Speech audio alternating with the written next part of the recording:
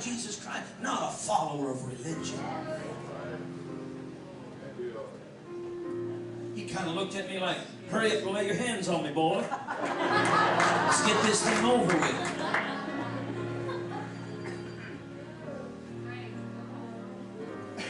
Well, I laid my hands on him. The power of God came on him. While that power is on him, I commanded those ears to open up.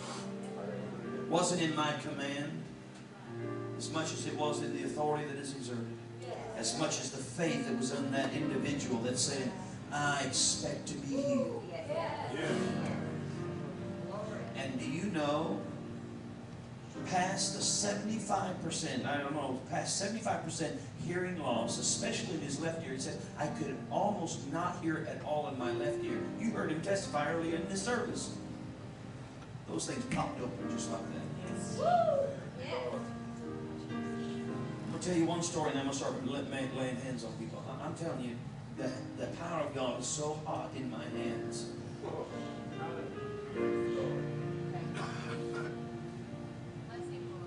I was in Lula, Georgia one time preaching, and there was a lady that was there was a much longer sanctuary here, and about 2/3 of the way back there was a elderly lady sitting in a wheelchair. About 2/3 of the way back. I was preaching and the Lord said to preach on this thing called faith. Preach to her and just instill, just preach the word to her to stir up her faith. So I did. I let out all the rest of the other 150, 200 people that were there, I let them in on it, but I was preaching. I didn't preach right at her. But I was preaching. Every time I'd look this way, I'm preaching to her. Every time I look this way, I'm preaching to her. Every time I'd pass over, I'd catch her and I'd preach to her.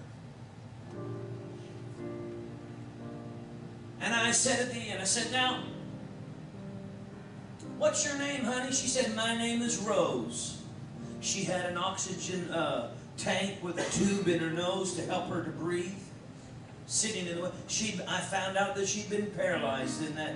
She'd been paralyzed and she'd been in that wheelchair for over 3 years. I just want you to know, Rose, the power of God is present to heal you.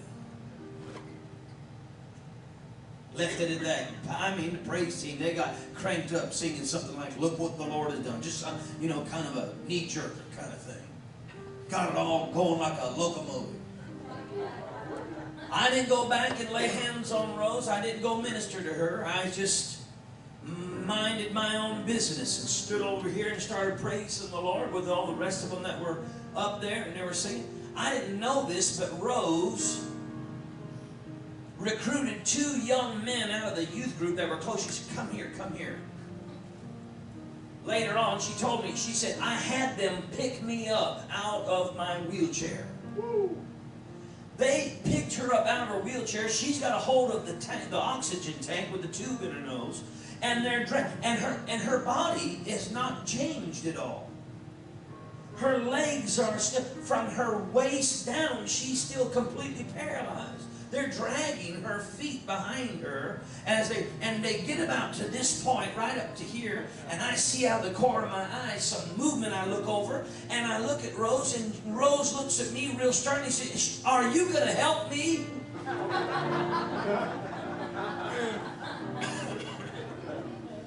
I come around and I said, Rose, what do you want me to do?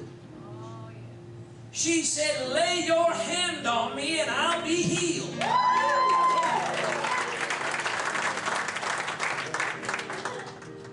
Well, I didn't tell her to say that. I didn't tell her to do that. I didn't tell her anything. She had made the determination, I'm coming to get my healing.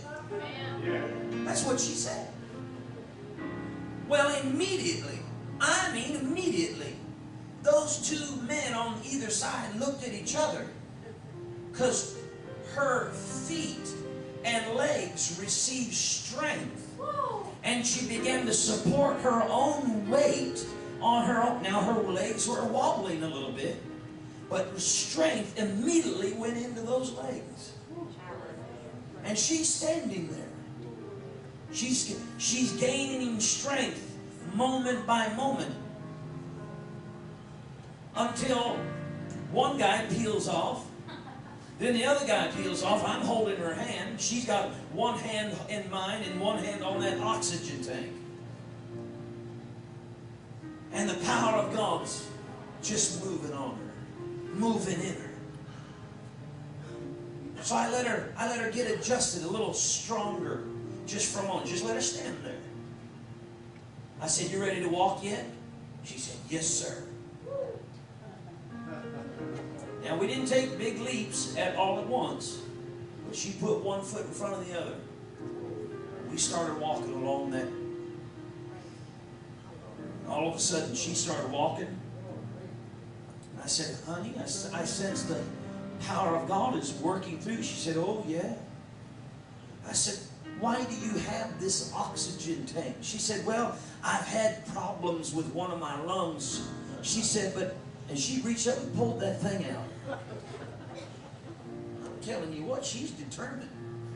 She yanked that thing out of her nose.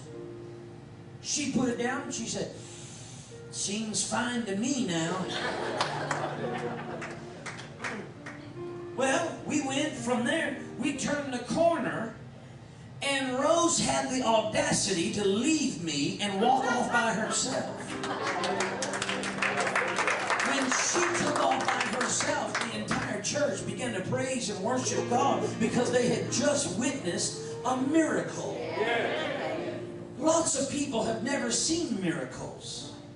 They want to make fun of me because I claim that we can have miracles. But if you had seen what I've seen, you would tell everybody, you can have any miracle you want. I've seen the dead raised. I've seen the lame walk. I've seen the blind see and the dumb talk. I've seen those deaf ears open. I've seen incurable things happen. I'm not afraid of that. What I'm afraid of is when people want to say, "Well, you prayed for me and it didn't work." What did you believe then? It's not me. It's not even on God. She took off, walked back, put that oxygen tank in that wheelchair, turned it around, and went right out. She said, "I told them at my house before I left, I'm going down to that meeting, that revival meeting, and I'm going to get healed, and when I come back, I'm going to be pushing my wheelchair."